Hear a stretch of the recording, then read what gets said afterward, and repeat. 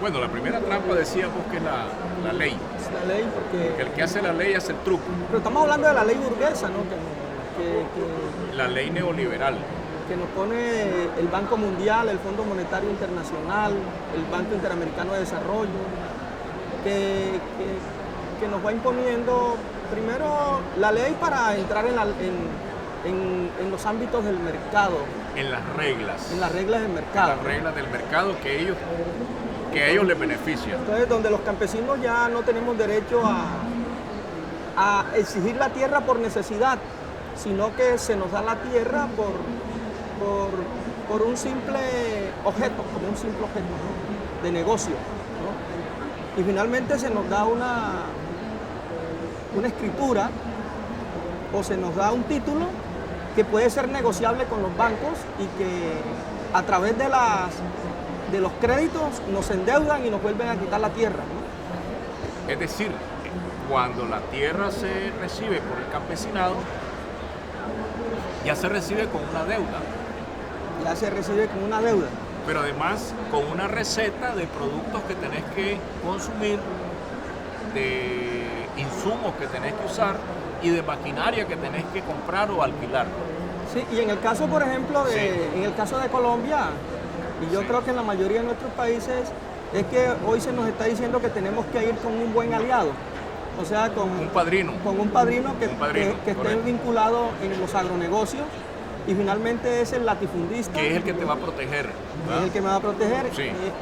Tener un buen enganche financiero, un sector financiero para que también acompañe, ¿no? La solvencia. La solvencia. Y finalmente terminamos los campesinos siendo peones, cuidando la gran hacienda y no vamos en el valor agregado de toda la cadena, ¿no? Finalmente terminamos perdiendo la tierra y convirtiéndonos en esclavos de los agronegocios. Así como la tierra se hace mercancía, entonces nosotros pasamos a ser mercancía. Correcto, entonces, pero... Y ahí es donde está el plus con el que el otro concentra. ¿Sí? Pero tenemos que decir que también esta es una política altamente excluyente porque no es para todos los campesinos. La mayoría de campesinos son reprimidos cuando buscan la tierra directamente a través de la toma de tierra, como hacen en nuestros países mayoritariamente. Entonces, hasta ahora solo hemos hablado de las reglas del mercado que aparecen como que todos concurrimos, pero no es que todos concurrimos, es que una parte somos expulsados y pasamos al ejército de los industrial de reserva, al ejército de los desempleados. Sí, todos no tenemos chance en las leyes burguesas de reforma agraria que se dan en nuestros países porque nunca hay plata para comprar tierra, ¿no? Entonces, más del 90% de los campesinos que aspiran a tierra se quedan finalmente sin acceso a la propiedad de la tierra. Y de peones para ser contratados temporal o en múltiples oficios. Sí, la mayoría tienen que migrar a las grandes ciudades porque no tienen chance de cultivar la tierra y tampoco la consiguen arrendada porque la tierra está en manos de los... Y entonces allí olvídate de seguridad y de pensión para cuando seas viejo. No, los campesinos no tenemos derecho a olvídate de servicios médicos para tus problemas de salud. Sí. Olvídate de derechos de sindicalización para protegerte mientras estás trabajando. Sí. Y mucho más, olvídate de protegerte de los tóxicos que se aplican en la agricultura y en la agroindustria. Sí, porque tenemos que decir de que todo el proceso de política agraria que se desarrolla en nuestros países viene amarrado de un paquete tecnológico que está dentro de lo que hemos denominado la Revolución Verde, que esa es parte de los años 60, ¿no? Entonces... La famosa revolución de las 3 calaveras, la calavera amarilla, que es la preventiva porque vas a entrar a envenenarte, la calavera verde, que supuestamente es suave, y la calavera roja, que es para cuando ya tienes el cáncer. Claro, y lo otro es que, bueno, las reformas agrarias que se aplican en nuestros países son reformas agrarias focalizadas, porque no es para todo el territorio. Por ejemplo, donde hay minería no hay posibilidades de hacer reforma agraria porque la tierra está dirigida a la gran minería. Donde hay agronegocios no hay reforma agraria porque la tierra está destinada para la gran industria agrícola, de monocultivo. Finalmente los campesinos terminan relegados en la montaña o en las zonas periféricas, ¿no?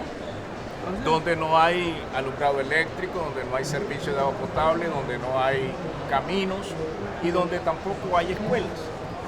Exactamente. Y los campesinos que se atreven a ir a buscar la tierra dentro de la frontera agrícola, donde hay energía, hay agua potable, hay comunicación, hay transporte, hay mercado, son reprimidos para que salgan de esas tierras. Ahí lo vimos en el dibujo, ¿no? Cómo los campesinos son cada vez más arrojados a la frontera agrícola. Fuera de la frontera agrícola. A la frontera agrícola. Entonces los mandan a ir a matarse con los indígenas que están más adentro en el bosque. Sí, entonces eso es lo que encontramos en nuestros países. Realmente nuestros países no tienen políticas agrarias definidas para el campesino, sino todo lo contrario, son políticas que buscan expulsar a los campesinos de sus territorios. Pero nosotros sí tenemos nuestra propuesta es soberanía alimentaria. Sí, y de hecho también tenemos la propuesta de agroecología y la propuesta de reforma agraria. Nosotros estamos hablando de revolución agraria en algunos países. Y entonces nuestra propuesta pasa entonces por soberanía popular y por soberanía nacional. Es decir, existen también experiencias de estados sociales, estados políticos en los cuales hemos logrado imponer leyes de soberanía alimentaria. Pero primero tenemos que organizar los campesinos. Siempre hemos dicho que los campesinos tienen que organizarse en sindicatos y esa es nuestra tarea. Nuestro proceso es organizativo para lograr esos procesos políticos en los cuales la organización gremial tiene sus banderas y sus oportunidades. Claro, porque si no es ley muerta, ley de papel muerto. Si estamos unidos a nivel de país y si estamos unidos a nivel de continente, seremos una gran fuerza, una gran voz que finalmente será la que logre imponer políticas de carácter popular que rompan con la hegemonía de los que han detentado el poder y que no legislan a favor de los campesinos, sino a favor de los agronegocios y de los intereses del gran capital. Pero entonces la legislación de soberanía alimentaria, como la que existe, por ejemplo, en Nicaragua, después de la recuperación del Frente Sandinista de Liberación Nacional, esta ley de soberanía alimentaria ya considera de que el consumo de la leche tiene que ser un consumo para los niños del pueblo y que los pequeños productores pueden abastecer las escuelas. Entonces ya pueden haber compras nacionales para el abastecimiento de los hijos del pueblo. Sí, yo Entonces, creo que es una manera de ir oxigenando la economía campesina. Yo creo que es un buen ejemplo a seguir, ¿no? Porque hay países que se denominan países progresistas donde los campesinos han logrado tener una incidencia mayor en los gobiernos que les permite ir construyendo leyes desde abajo para construir el poder popular, el poder de los pueblos. Yo creo que eso es lo que los campesinos tenemos que hacer, como lo han hecho en Bolivia, en Ecuador, en Venezuela, en Nicaragua, en Cuba, en general, en otros países donde hemos podido ir construyendo poder popular. Entonces los tratados de libre comercio imponen de que sea al revés, que en vez de que los que abastezcan las compras nacionales sea la producción nacional del país y los campesinos del país, que sean más bien las transnacionales las que lleven las mercancías y que todos los demás pasen a ser empleados de las transnacionales. Sí, en este caso lo que proponemos es que las economías locales se oxigenen produciendo y vendiendo su producción al consumo local, al consumo municipal, es decir, la promoción de ferias en los mercados municipales. Sí, correcto. Que es la otra ruta. Los tratados de libre comercio son finalmente una imposición y los países que se someten a ellos se convierten en importadores de alimentos, como en el caso de Colombia, que hoy estamos importando anualmente 11 millones de toneladas de alimentos, ¿no?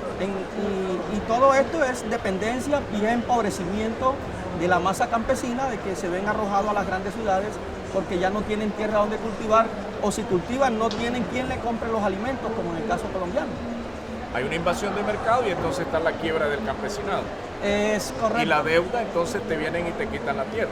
Finalmente los bancos terminan quitándole la tierra a los campesinos, porque todo es una política planificada para que los campesinos salgan del campo y vayan a vender su mano de obra a los agronegocios o vayan a la gran ciudad. Finalmente vamos a tener un campo sin campesinos, como en el caso de Colombia y otros países de la región sur de América. Un campo sin campesinos significa un envenenamiento de la tierra porque solo será manejada por sistemas mecanizados y no por la mano de las personas con conciencia de recuperar el ambiente. Y eso es lo que nosotros tenemos que también educar a nuestros campesinos a través de nuestras organizaciones para que vayamos forjando una fuerza capaz de decirle no a toda esta política, digamos, de paquetes tecnológicos de la revolución verde que nos trajo en los años 60.